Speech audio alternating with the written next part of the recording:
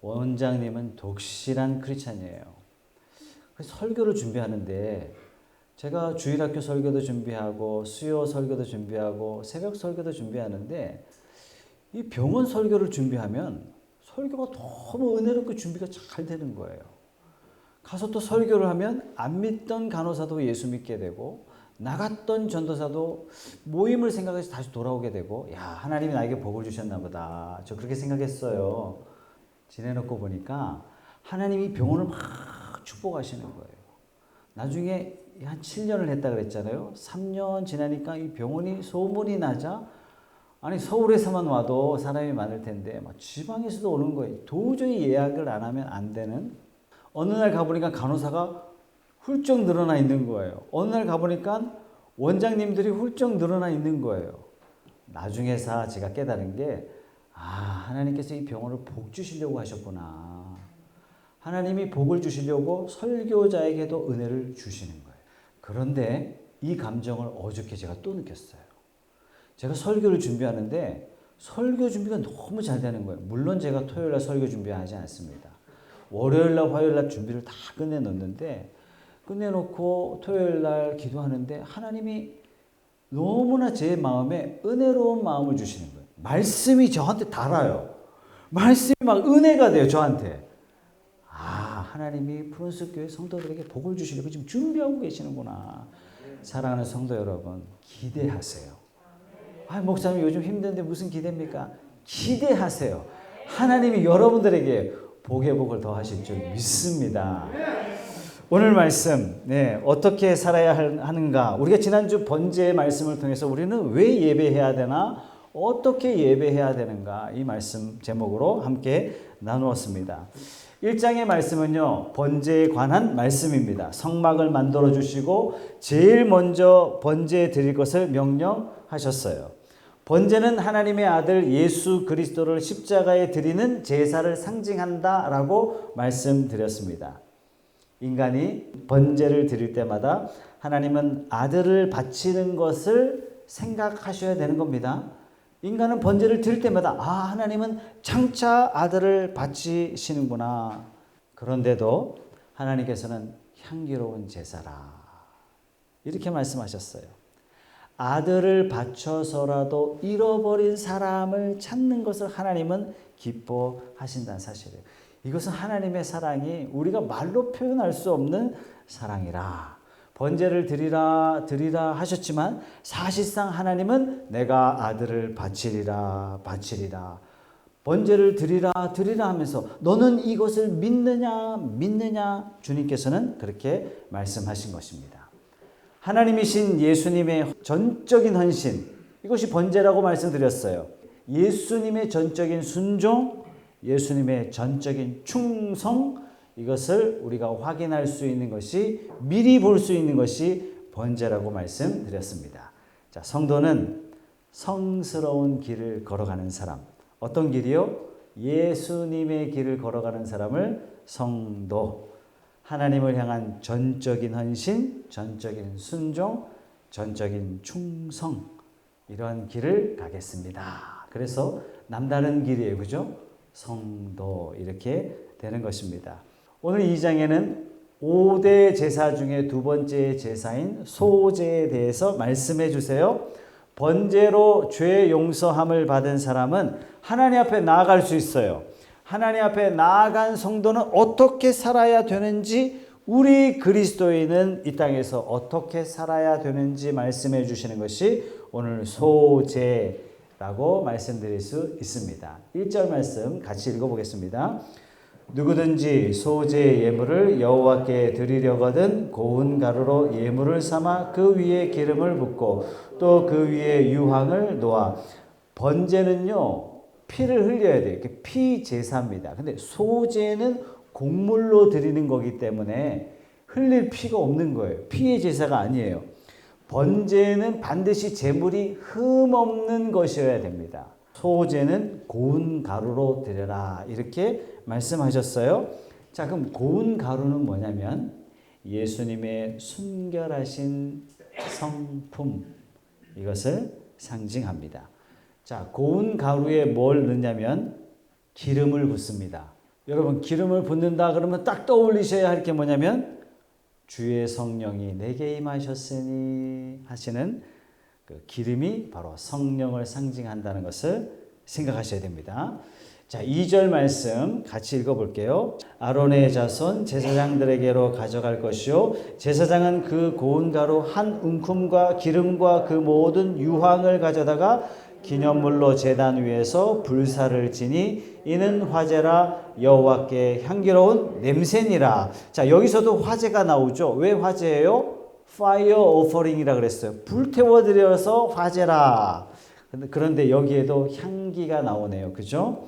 번제도 불태우고 소제도 불태우고 타는 연기를 모두 다 하나님께서 향기로운 냄새라 이렇게 말씀하셨어요. 자, 3절 보겠습니다. 그 소제물에 남은 것은 아론과 그의 자손에게 돌리지니 이는 여호와의 화제물 중에 지극히 거룩한 것이니라.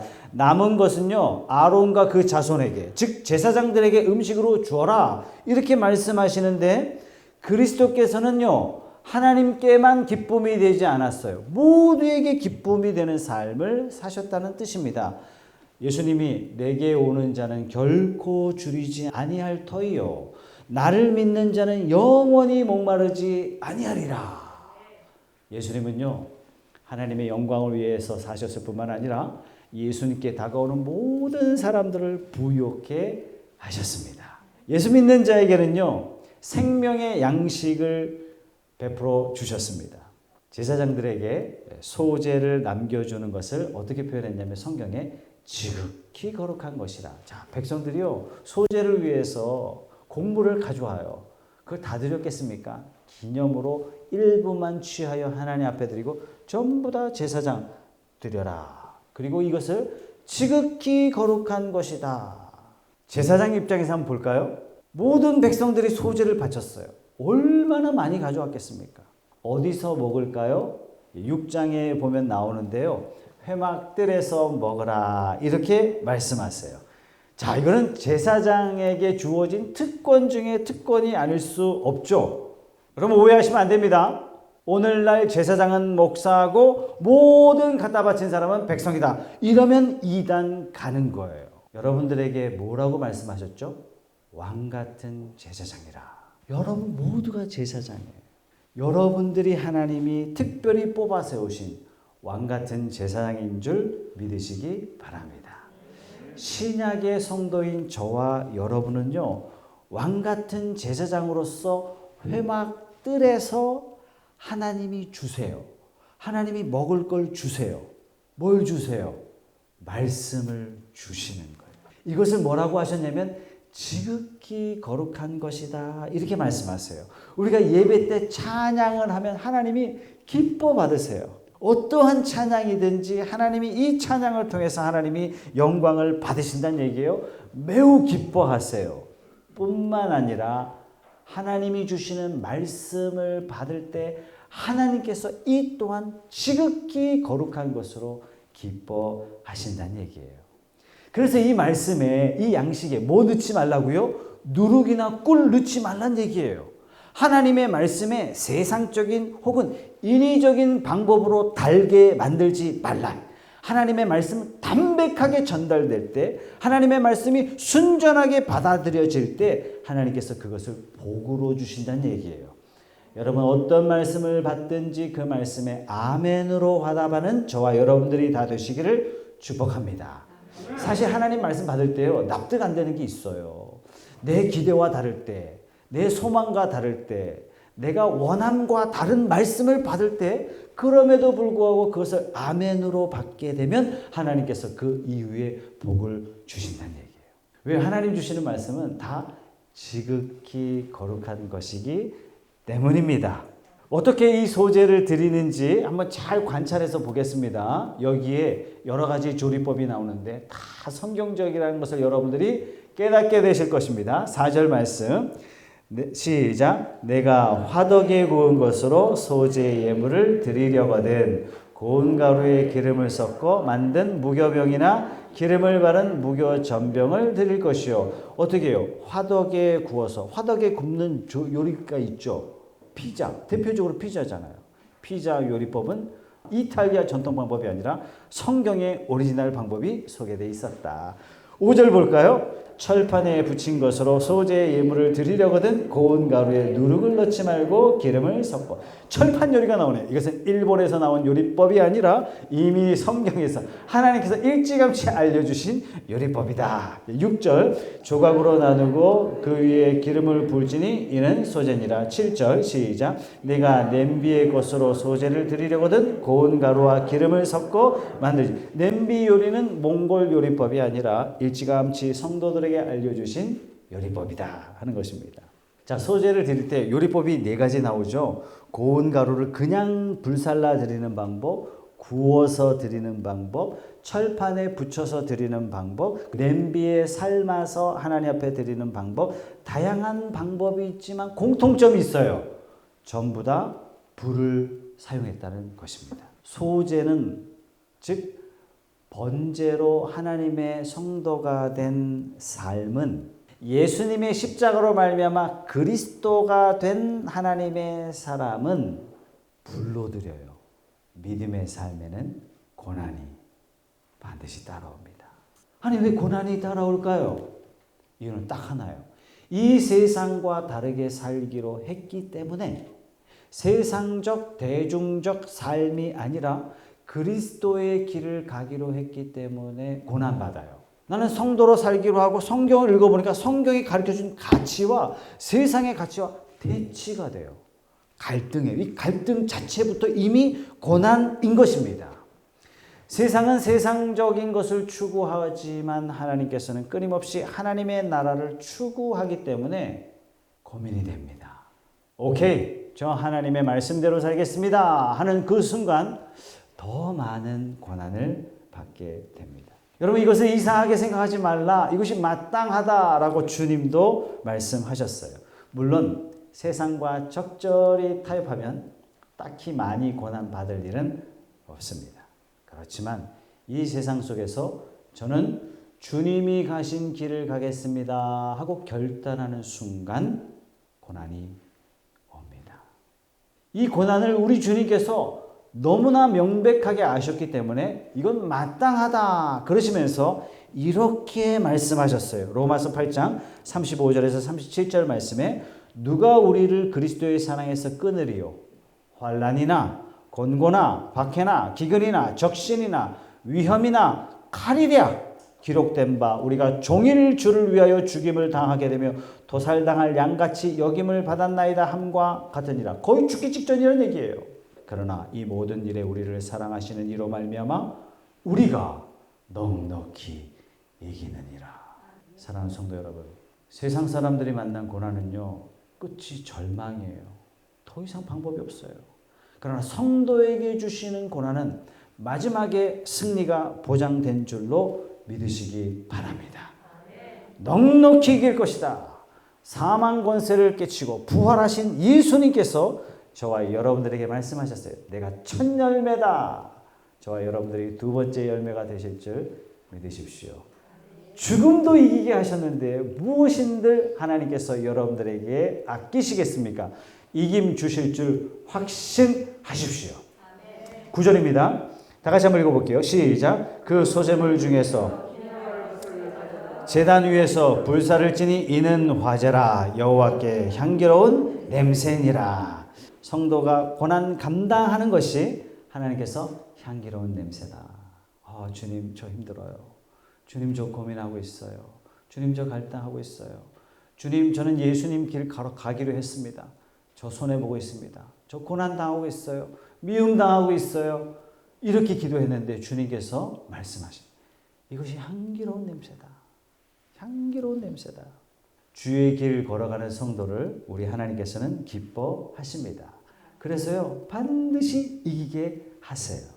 많은 백성들이 소제를 드려요. 얼마나 많이 드리는지 몰라요. 이 모인 것 중에 일부만 하나님 앞에 소제로 제사를 드리고 불사른 다음에 그 많은 남은 것들을 어떻게 하라고요? 10절에 또 말씀하세요. 소제물에 남은 것은 아론과 그의 아들들에게 돌리지니 이는 여호와의 화제물 중에 지극히 거룩한 것이니라.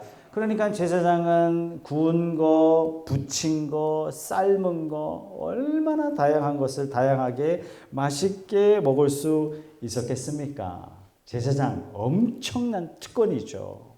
주를 사랑하는 성도에게 하나님께서 이와 같이 복을 주시는 거예요. 다양한 방법, 다양한 말씀으로 은혜 주시겠다고 하나님이 약속하신 겁니다. 다양한 말씀 뭘까요? 첫째, 극동방송, 이 유튜브. 이거 아닙니다. 다양한 말씀이란 때로는 하나님께서 말씀으로 위로하시고 때로는 말씀으로 사랑한다. 제가 시리에 빠지고 낙담하고 있을 때 귓가에다 대고 잊혀지지 않는 하나님의 음성으로 내가 너를 사랑한다. 세상 무너져도요, 그 음성 때문에 벌떡 일어나게 되는 놀라운 역사가 일어나는 거 아닙니까? 내가 너를 얼마나 위로하는 줄 아니. 때로는 책망하세요. 때로는 경고하세요. 때로는 죄 때문에 이 양심의 그냥 사이렌을 막 올려주신단 말이죠. 하나님께서는 이렇게 다양하게 저와 여러분들에게 사랑하시고 은혜 베푸시고 함께 하시는 줄 믿으십시오. 때로는 믿음의 동료를 통해서요, 경고의 메시지를, 때로는 믿음의 동료를 통해서요, 은혜의 말씀, 위로와 격려의 메시지를 하나님께서 막 부어주시는 거예요. 하나님께서 이렇게 천사를 동원하셔서 저와 여러분들에게 다양한 방법으로 은혜 주시는 줄 믿으시기 바랍니다. 왜요? 하나님 여러분들의 번제를 기쁘게 받으셨기 때문에. 11절 말씀입니다. 너희가 여호와께 드리는 모든 소제물에는 누룩을 넣지 말지니 너희가 누룩이나 꿀을 여호와께 화제로 드려 사르지 못할지니라. 누룩은 이스트잖아요. 누룩을 넣으면요, 빵이 보기 좋아져요. 맛도 좋아집니다. 특히 꿀을 넣으면, 빵에 꿀을 넣으면 꿀빵, 떡에 꿀을 넣으면 꿀떡 이렇게 되지 않습니까? 얼마나 좋아요. 그런데 넣지 말라. 하나님의 말씀에는요, 누룩과 꿀을 넣어서는 안 되는 거예요. 누룩과 꿀이란 뭐냐면 설교자가 성도에게 아첨하는 말이에요. 설교자가 왜 성도에게 아첨합니까? 목적은 딱 하나예요. 설교자를 위해서. 여러분, 이 강단과 이 교회는 오직 예수 그리스도만을 위해야 될 줄로 믿으시기 바랍니다. 데살로니가전서 2장 5절의 말씀에 이렇게 말씀하세요. 너희도 알거니와 우리가 아무 때에도 아첨하는 말이나 탐심의 탈을 쓰지 아니한 것을 하나님이 증언하시느니라. 바울이 어떻게 전했어요? 어떻게 설교했습니까? 담백하게 아첨하는 말, 탐심의 탈 쓰지 않았다는 얘기예요. 오직 복음만 전했다는 얘기예요. 누룩과 꿀을 넣지 않았다는 얘기예요. 설교에 누룩과 꿀을 넣는 자들이 어떤 자들이냐면 이런 자들입니다. 로마서 16장 18절의 말씀에 이렇게 나옵니다. 이 같은 자들은 우리 주 그리스도를 섬기지 아니한다. 누구를 섬겨요? 자기들의 배만 섬긴다는 얘기예요. 교활한 말과 아첨하는 말로 순진한 자들의 마음을 미혹하느니라. 그래서 소제의 누룩과 꿀은 금하셨어요. 그런데 누룩과 꿀은 금하셨지만 한 가지는 첨가하셨어요. 그게 뭐냐면 소금입니다. 13절 말씀. 내 모든 소제물에 소금을 치라.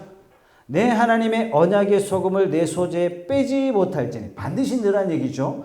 내 모든 예물에 소금을 드릴지니라. 하나님의 말씀을 다양한 성도들에게 주신다. 이렇게 약속하셨어요. 그런데 이 말씀에 누룩도 없고 꿀도 없어요. 듣기 좋은 소리 없단 얘기예요. 달콤한 것 없단 얘기예요. 그런데 반드시 말씀에 소금을 쳐라. 이렇게 말씀하세요. 여러분, 소금은 무슨 역할을 합니까? 부패를 방지하잖아요. 부패를 방지한다는 말은 다른 말로 죄를 멀리한다. 이런 뜻입니다. 여러분, 좋은 설교는 귀에 듣기 좋은 것이 좋은 설교가 아니라 사실상 진짜 좋은 설교는 가슴이 찔리는 설교죠. 진짜 좋은 설교는 양심이 쿵쾅쿵쾅거리는 설교가 진짜 좋은 설교 아니겠습니까? 성경을 묵상하다가 어디에 밑줄 그어요? 좋다. 이런 것도 밑줄 그으세요. 진짜 밑줄 그어야 되는 것은 나의 죄를 지적해주고. 왜 나의 죄를 지적합니까? 하나님이 진짜 사랑하시기 때문에, 진짜 나의 죄를 용서하시기 원하시기 때문에 나로 하여금 죄를 깨닫게 하시는 거예요. 진짜 좋은 설교, 진짜 좋은 말씀은 내 양심에 내 양심을 다시 점검해 주세요. 이런 말씀을 만났을 때 밑줄을 글 뿐만 아니라 성경에 별표 5개 치세요. 5개. 또 보시고 또 보십시오. 그런데 그 문제가 해결되면요, 그 말씀이 왜 나한테 은혜가 되는지 모르다니까요. 왜요? 성령께서 그때 역사하시기 때문입니다. 사랑하는 성도 여러분, 여러분 삶에 하나님께서 소금과 같은 은혜로운 말씀이 늘 내려져서 여러분의 생명을 보존하시고 여러분의 삶을 더 거룩하게 복되게 하시는 놀라운 은혜가, 다양한 말씀의 은혜가 여러분 삶에 늘 일어나길 주님의 이름으로 축복합니다. 여러분 말씀을 대할 때 처음에는 좀 어려워요. 그래서 말씀 어렵다 이렇게 해요. 이 단계가 딱 지나고 나면 말씀이 재밌어져요. 말씀이 재밌다. 왜? 말씀을 통해서 역사를 움직이시는 하나님을 알아가는 단계, 하나님이 어떤 분인지, 예수님이 어떤 분인지, 모세가 누군지 이를 통해서 깨달아가는 지식의 단계에 이르게 되면 재밌어요. 깨알 같은 한 글자 한 글자를 통해서 참 재미있기도 하지만 모세오경 전체를 움직이시는, 역사를 움직이시는 하나님의 큰 손이 눈에 보이기 시작하면 정말 재밌습니다. 근데 이 단계가 지나고 나면요, 너무 좋다 이 개인적인 감정보다도 매우 진지하게 하나님과 대화하는 단계에 이르게 됩니다. 묵상하는 동안에 지금 이 순간도 이 경험을 하시는 분이 계실 거예요. 세상은 온데간데 없고 오직 말씀 앞에 나 홀로 서 있는 것 같은 느낌을 받아요. 오직 하나님께서 나에게 말씀하시는 것 같아요. 여러분, 여기에 무슨 사탕발림이 필요하며, 여기에 무슨 꿀이 필요할 수 있으며, 무슨 누룩으로 부풀릴 필요가 있겠습니까? 담백한 그 하나님의 말씀이 가슴에 그냥 쿵 하고 울리는데요, 하나님이 나를 사랑하시는구나, 이게 가슴에 와닿는 거예요. 아첨하는 말이 필요가 없어요. 세상에 화려한 말이 하나님 말씀 안에 필요가 없는 거예요. 이런 역사가 저와 여러분 생애 가운데 풍성하게 주님의 이름으로 축복합니다. 14절 말씀에 너는 첫 이삭의 소재를, 여러분 첫 이삭 그러면 이제부터 이렇게 생각하셔야 돼요. 첫 열매 되신 예수 그리스도, 부활의 첫 열매 되신 예수님, 이거 생각하셔야 됩니다. 너는 첫 이삭의 소재를 여호와께 드리거든 첫 이삭을 볶아 찌은 것으로 내 소재를 삼되. 가만 생각해 보세요. 예수님이 어떻게 첫 부활의 열매가 되셨는지. 예수님이 첫 부활의 열매 되시기 위하여 볶아 찌은 삶을 사셨어요. 고난을 많이 받으셨습니다. 여러분, 구약의 모든 제사는요, 깨알같이 다 예수님의 생애를 생생하게 보여주고 있습니다. 16절입니다. 제사장은 찌은 곡식과 기름을 모든 유황과 함께 기념물로 불사를 지니 이는 여호와께 드리는 화제니라. 찌은 곡식, 그러면 예수님 자신이 소재가 되어서 삶으로 들이셨다.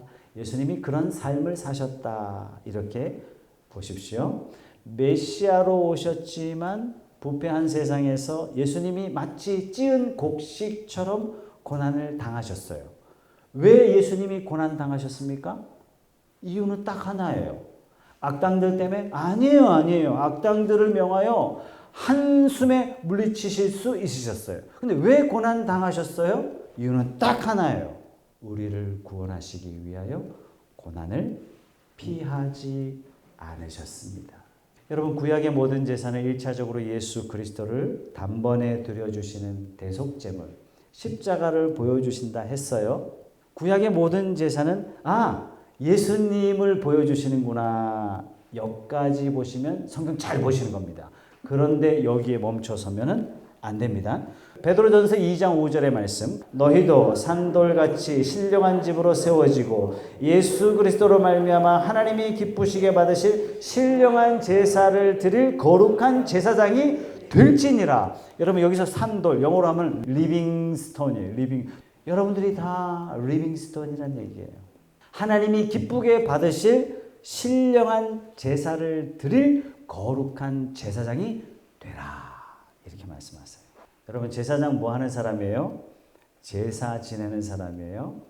그렇다면 우리도 하나님 앞에 번제, 예수님처럼 우리도 예수님처럼 소제 드리는 삶이 되어야 하는 겁니다. 옛날에는 제사장이 양 갖고 와서 드렸는데 예수님은 어떻게 하셨어요? 본인이 대제사장 되어 본인을 하나님 앞에 드렸던 것처럼 우리도 제사장이 되어 우리 자신을 하나님 앞에 드릴 때 이 예배가, 이 삶이 향기로운 하나님의 제사가 되는 것입니다. 자, 소제는요, 죽음을 뜻하는 피의 제사의 내용이 하나도 없어요. 그래서 소제는 단독으로 드릴 수 있는 제사가 아닙니다. 왜요?